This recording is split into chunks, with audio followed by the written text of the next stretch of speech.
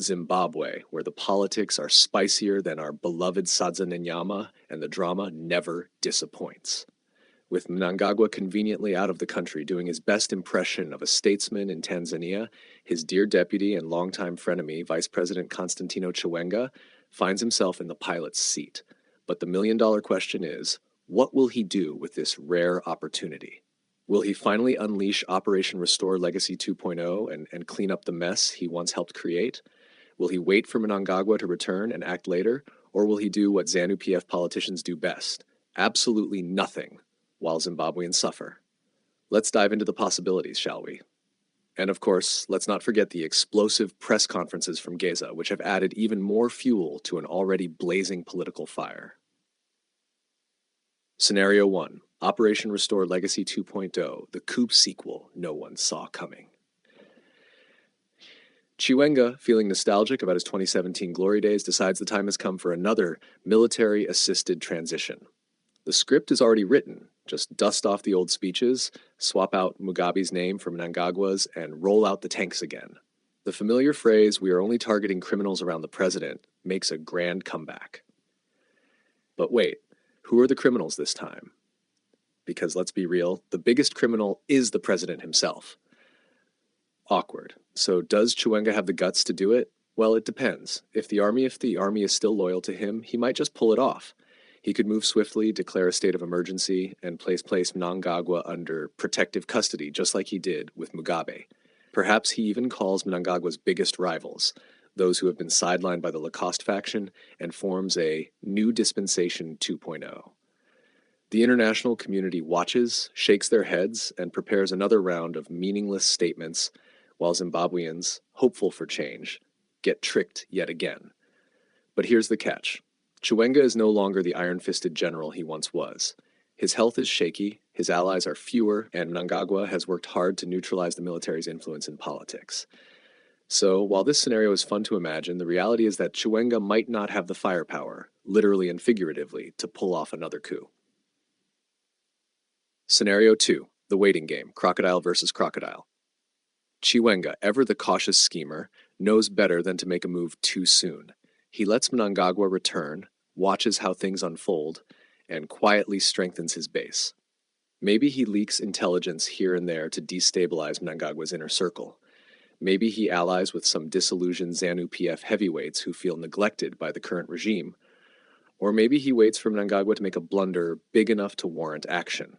This approach allows Chiwenga to avoid unnecessary risks.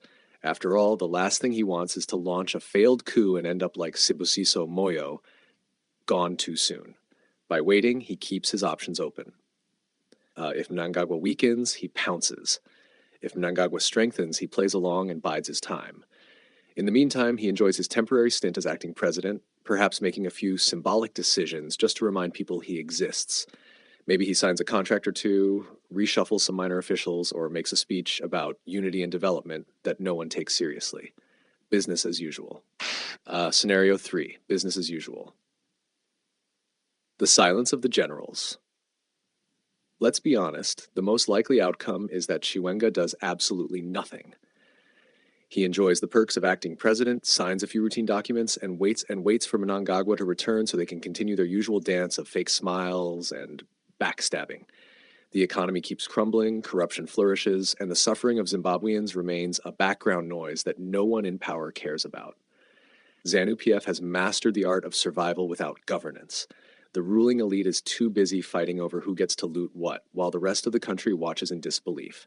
If Chiwenga does nothing, it won't be out of incompetence. It will be a strategic choice to let the rot continue while ensuring he stays in the game. The Geza factor. Who blinks first? Then there's the wild card in all of this. Geza's explosive press conferences. They've been sending shockwaves through Zimbabwe's political circles, exposing all sorts of dirt and making ZANU-PF nervous. The real question is, will someone in power finally react? Chiwenga could seize on the chaos and use the revelations to push for change within ZANU-PF. He could argue that Mnangagwa's administration is too tainted and that a new leadership is needed to save the party. But that requires boldness, and as we've seen, boldness is in short supply among Zimbabwe's current leaders. Mnangagwa, on the other hand, might see the Geza revelations as an excuse to crack down harder on dissent. Expect more arrests, more intimidation, and more attempts to silence critics. But the most likely scenario? ZANU-PF will just ignore everything. They have mastered the art of pretending problems don't exist. They will hope that Zimbabweans, as usual, get tired of being angry and move on. What will happen? At the end of the day, Zimbabwe remains stuck in a cycle of political absurdity. Chiwenga could act. Mnangagwa could panic. Or, most likely, they'll both just sit back and let the chaos continue. Meanwhile, ordinary Zimbabweans will suffer, the economy will sink further, and the ruling elite will continue enjoying their champagne lifestyles while the rest of the country struggles to buy mealy meal. One thing is certain, whatever happens next, it will be filled with contradictions, incompetence, and sheer absurdity, because that's just how Zimbabwean politics operates. So, will Chiwenga seize this golden moment? Probably not. But in Zimbabwe, anything is possible, except good governance.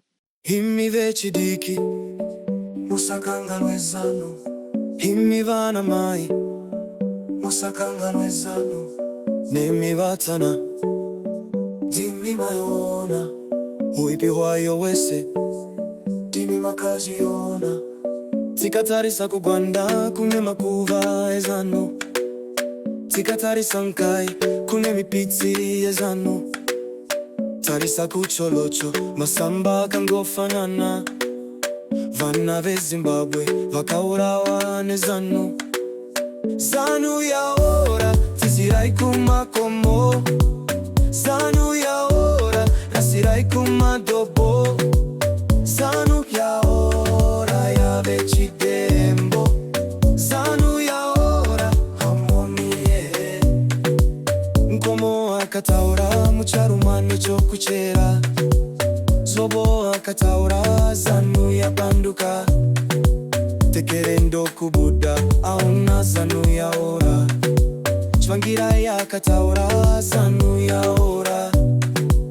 Marie Zimbabwe nasi yave mapepa, kana chimonera ungatoputira. Mumoye Zimbabwe yakatiza nyika, nokuda kwemuka izanu chiwororo. Zanu yaora tizirai kumakomo, zanu yaora rasirai kumadobo, zanu yaora yave chidembo, zanu yaora hamumoniere. Vakati zanu ndero pataiti kutamba, zvimwe vanoreva rakadeuka kare, izvo vaireva ravachadeura. Ropa reZimbabwe risine maka, zanu yaora tizirai kumakomo, zanu yaora rasirai kumadobo, zanu yaora yave chidembo, zanu yaora hamumoniere. Nkomo akatora mucharumani chokuchera, zobo akataura zanu yabanduka, tekerendo kubuda auna zanu yaora, tsvangira yakataura zanu yaora. Marie Zimbabwe yasi yave mapepa, kana chimonere ungatoputira. Mumoye Zimbabwe yakatiza nyika, nokuda kwemuka izanu chiwororo. Zanu yaora tizirai kumakomo, zanu yaora rasirai kumadobo, zanu yaora yave chidembo, zanu yaora hamoniere. Vakati zanu ndero pataiti kutamba, zvimwe vanoreva rakadeuka kare, izvo vaireva ravachadeura. Ropa reZimbabwe risine maka, zanu yaora tizirai kumakomo, zanu yaora rasirai kumado.